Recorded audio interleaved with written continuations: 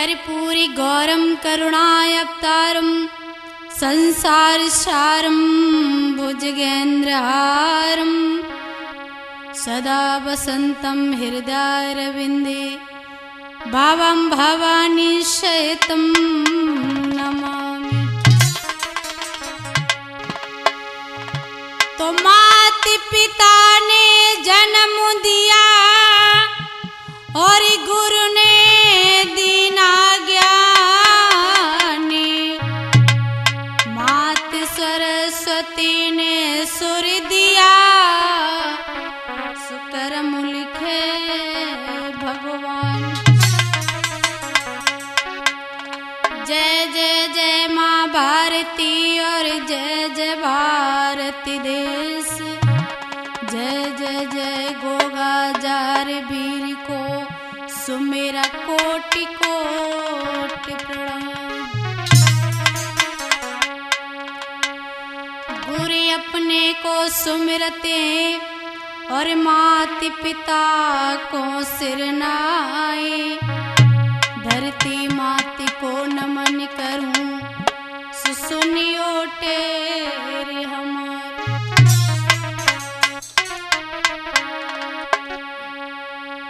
कि मेरो बिगड़ो साजे और बना देना कान्हैया मुरली बाले मेरो।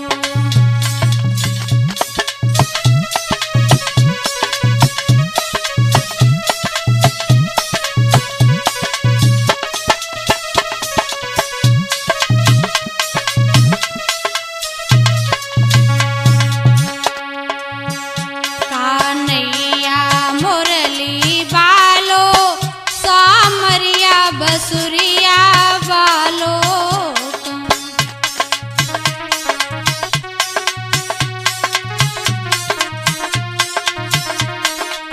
ओ मेरो बिगड़ो साजे बना जाना कान्हैया मुरली बाले।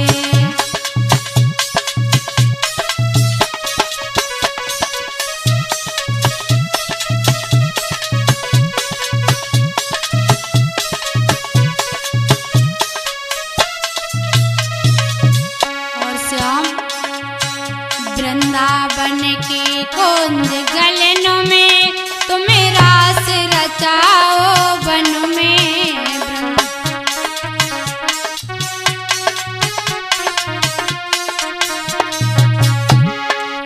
मेरी कलियां से सजा जाना कान्हैया मुरली बाले मेरी।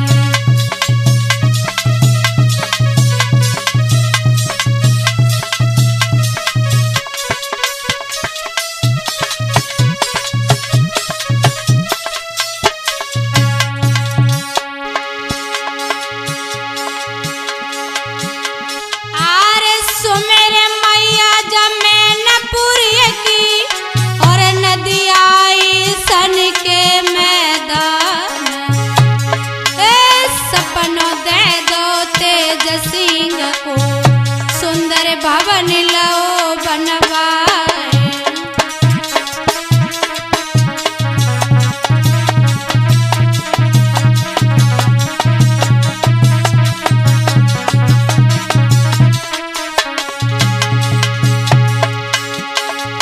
आरे सुमेरे भोला झारखंड को बाबा रखिए लाजा हमार।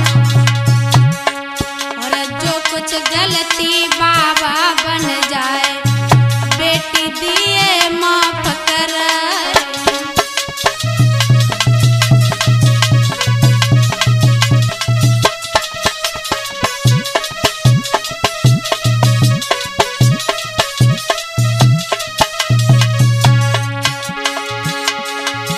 आरे सुमेरे बाछल के छैया गोगा रखिए लाजा हमारे।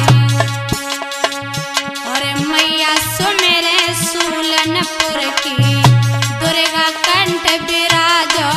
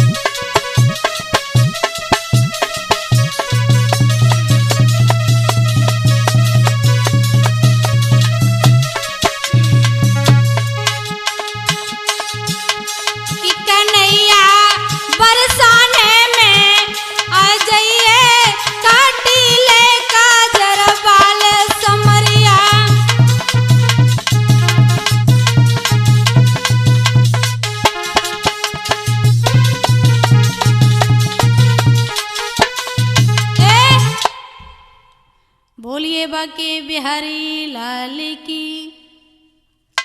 तो आइए भक्तों, अब हम आप लोगों के समझ बहुत ही सुंदर कथा का श्रवण कराने जा रहे हैं। बल चरित्र की। महाराज बल जो थे बहुत ही अच्छे राजा थे। श्री सुखदेव जी कहते, हे राजन परीक्षित, भगवान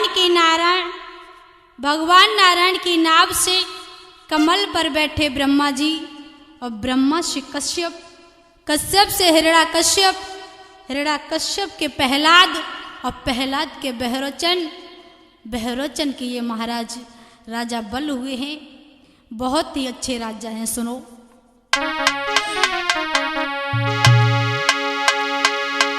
नीतिबान भूपाल सुनाऊं हाल, सुनो मेरे भाई,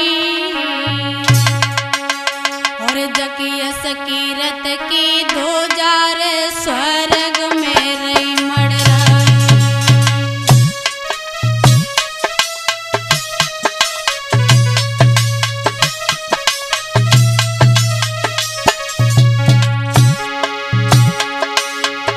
नीतबान भूपाल सुनाऊं हाल, सुनो मेरे भाई, सुनो मेरे भाई, सुनो मेरे भाई,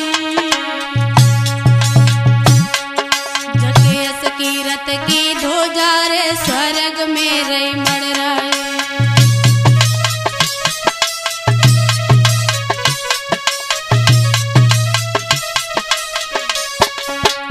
और आरे प्रजा पुत्र समान देते हैं दान, सभा के भाई, सभा के भाई, और जकी 100 कोसन ओढ़ते है राजा की खुशबोई।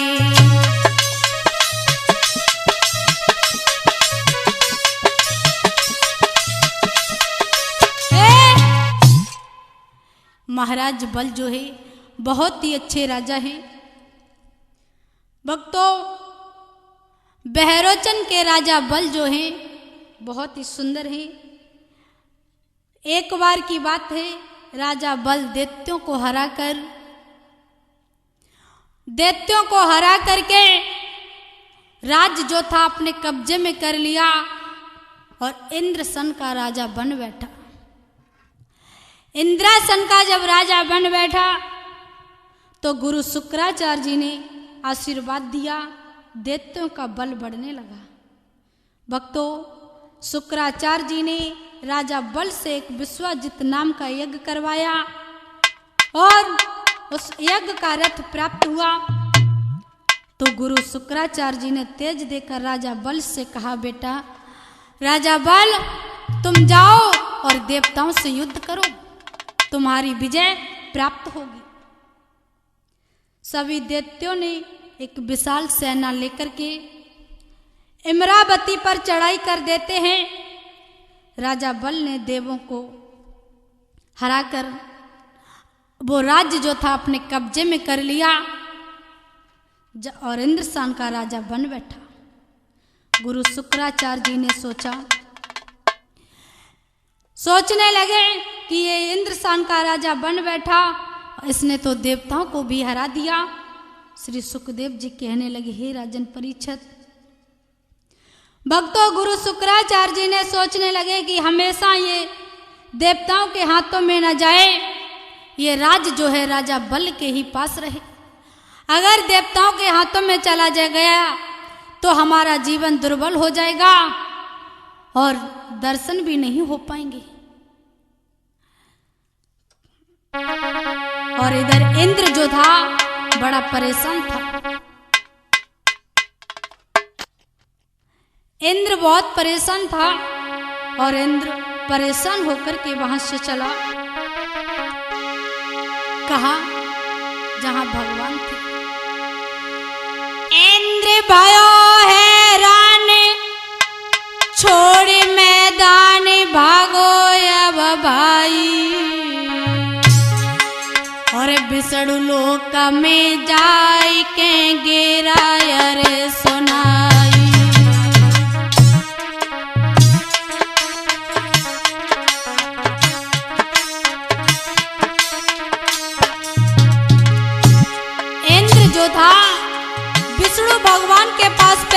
गिर पड़ा, कहने लगा प्रभु इंद्र भयो हैरान, छोड़ मैदान, भागो अब भाई, भागो अब भाई, भागो अब भाई। और विष्णु लोक में जाए के गेरा अरे सुनाई।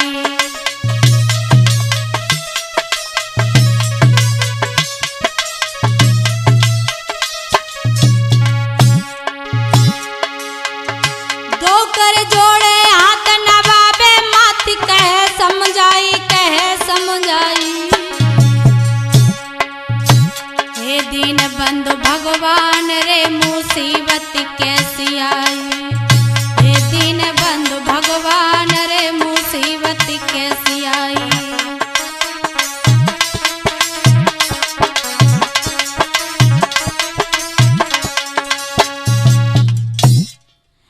इंद्र भगवान जो थे विष्णु जी के पास जाकर के स्तुति करने लगे, स्वामी यदि बल लें 100 अश्वमेघ यज्ञ पूर्ण कर लिए तो हमारा इंद्रासन हमेशा के लिए चला जाएगा और मेरा जीवन दुर्बल हो जाएगा। इसलिए ऐसा उपाय करो जो यज्ञ पूर्ण ना हो सके। कथा प्रेमी बंधुओं, इधर मैया आदित्य को पता चला कि मेरे पुत्रों का राज्य चला गया, तो अपने पति कश्यप की सेवा की और पति से वरदान मांगा कि मेरे पुत्रों का राज वापस मिल जाए। कश्यप ऋषि कहने लगे, प्रिय दैत्य, राज लेना अब तो बड़ी टेढ़ी खीर है, क्योंकि दैत्य लोग ब्रह्मचार्य का पालन करते हैं और धर्म का कवच पहनते हैं, इसलिए अब उन्हें भगवान भी नहीं मार सकते। भक्तों, प्रिय दैत्य, तुम समझने की कोशिश करो। तो कहने लगी, महाराज मेरे पुत्रों का राज वापस कैसे आएगा।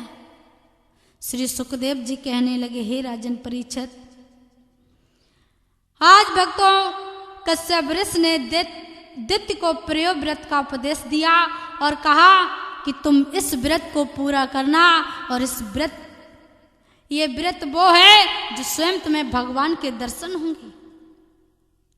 मैया आदित्य ने एक दिन स्वप्न में देखा कि चतुर्भुज नारायण जो है मेरे घर आए हैं और कह रहे हैं कि तुम इस स्वरूप को निहारती रहना, मेरा ध्यान करना, मैं तुम्हारे चारों पुत्र के रूप में आऊंगा। इतनी कहकर भगवान जो है अंतर्ध्यान हो जाते हैं। इधर कुछ समय के बाद मैया आदित्य संग्राम हुई, नवमास पर पूर्ण हो गए, परम पवित्र समय आ गया। भादों का महीना था। भाद्रपद के शुक्ल पक्ष की द्वादशी के दिन के 12 बजे मैया आदित्य को पुनः चतुर्भुज नारायण का दर्शन हुआ, और दर्शन देखकर ही भगवान जो थे तुरंत ही 52 अंगुल के रूप में बनकर के एक साधु के रूप में आ गए। कैसा रूप रखा उन्होंने।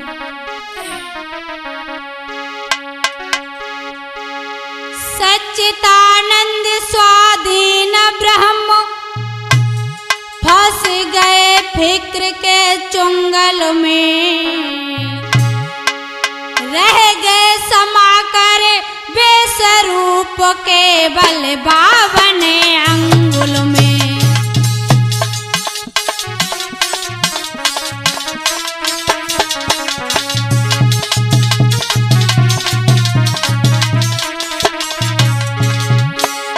कैसा तन पर वह पीताम्बर न रहा, तन पर वह पीताम्बर न रहा, छोटा सा पीला कम्बल है, वह शंख नहीं वह चक्र नहीं, हाथों में दंड कमंडल है।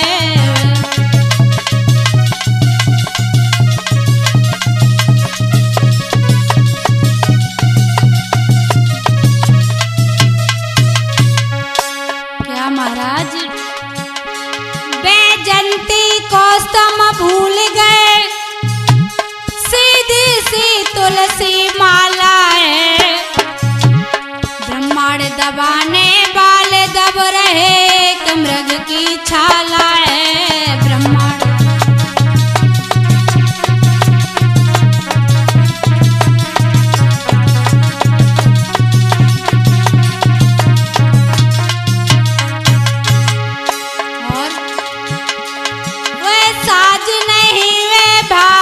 नहीं, वो साज नहीं, वे बाबू नहीं, वो साज नहीं, वे बाबू नहीं, भस्मी का तिलक लगाए हुए और मेघाज बावन बनकर सेवक के द्वारे आए।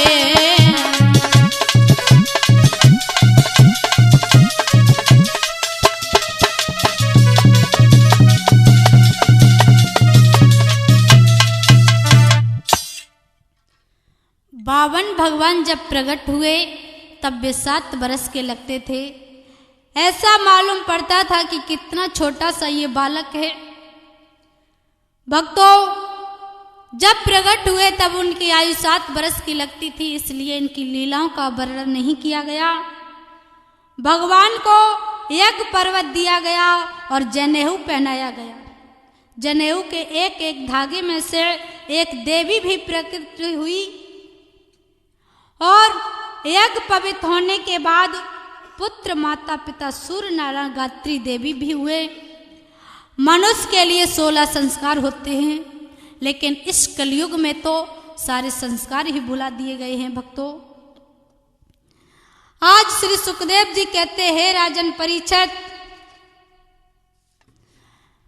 बताया गया है एक दिन की बात है कि महाराज प्रभु राम जो थे अपने भैया लक्ष्मण के पास आए और कहने लगे, भैया लक्ष्मण, ये बताओ ये गहने क्या तुम्हारी भाभी के हैं? तो लक्ष्मण ने दोनों हाथ जोड़े कहने लगे, भैया मैं क्या जानूं ये गहने किसके हैं, मुझे नहीं पता। बोले क्यों, तुम्हारी भाभी तुम्हें पता ही नहीं है, ये हार किसका है? तो लक्ष्मण कहने लगे, भैया अगर तुम यही जानना चाहते हो तो सुनो कि मैंने तो चरण निहारे हैं और देखे माता के कान नहीं।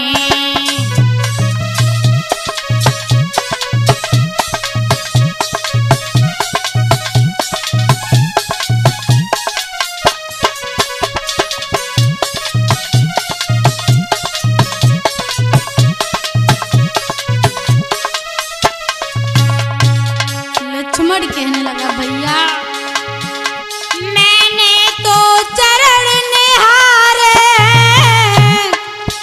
और देखे माता के कान नहीं, मैं तो सेवक बिच्छुओं का हूँ, कुंडल की कोई पहचान नहीं।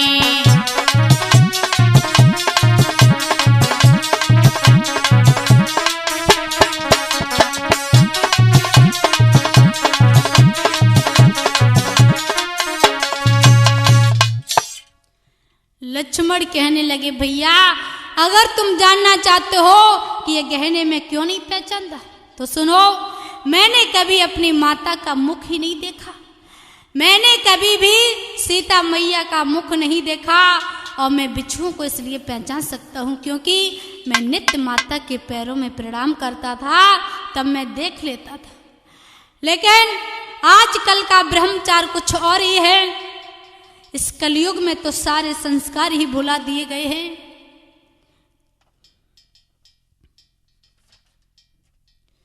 आज भक्तों, 52 भगवान जो थे,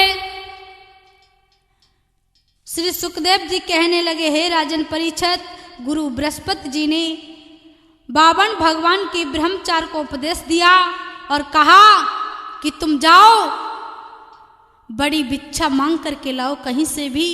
तो 52 भगवान ने चल दिया और पार्वती जी से भिक्षा मांग करके लाए, गुरु के चरणों में रख दी।